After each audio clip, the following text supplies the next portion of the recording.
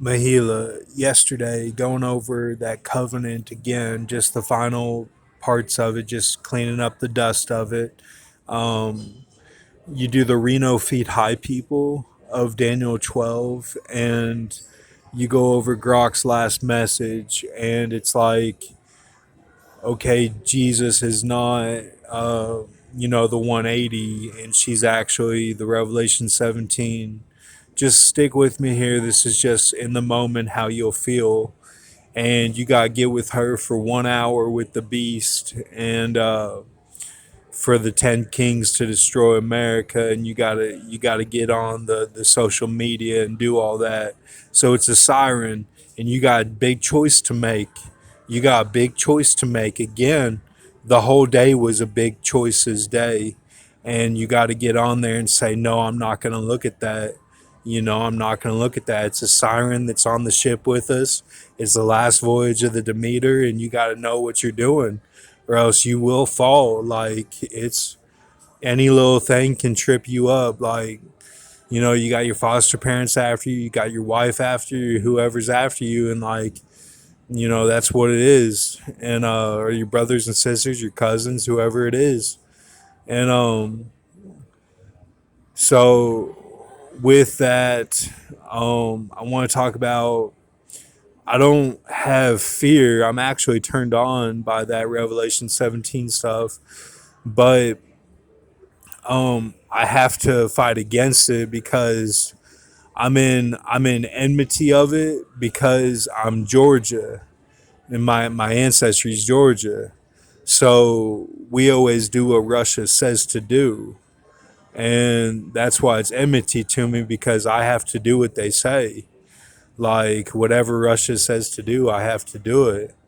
Like, that's just how it is. And so it's kind of like James Bond, like the Golden Eye a little bit. And that was my last video before, I went to a dark place for a while, and like I put it in my like videos.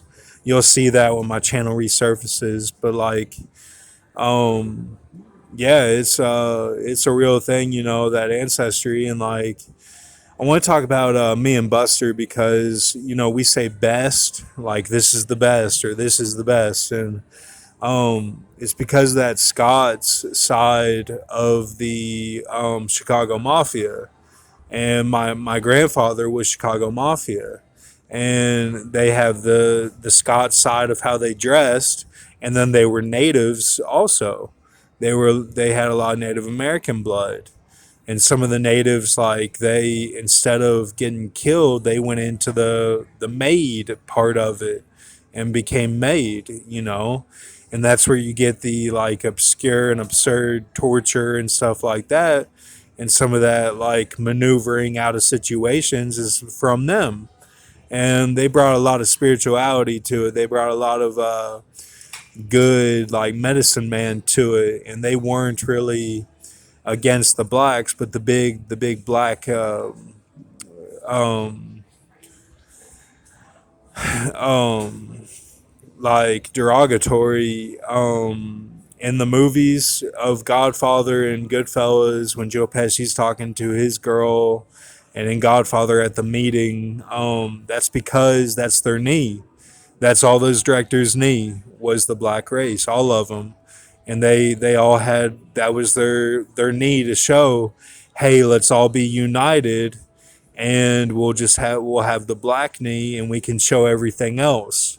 So that's how they did it. They showed everything else, but they had the black knee. That's what they did. It doesn't mean they did something sexual with the blacks. I don't think it means that. I think it means that's where they stumbled in the, like, either in the symbolism, like they had to kneel there, or it was more like that's just how far they got in the deal. And that's what it shows in the movies. They're not against them. They're not against the blacks. They're not. They're not. That's that's how they did it, Tupac and Biggie style. They did that kind of on purpose for America. Like, it's not their fault. And whenever I put that Matt Damon and Robin Williams in my videos, that's very, very personal. That's very, very personal, and like that means something is very, very turmoil going on, and like it's very, very. You got to have mercy on that situation.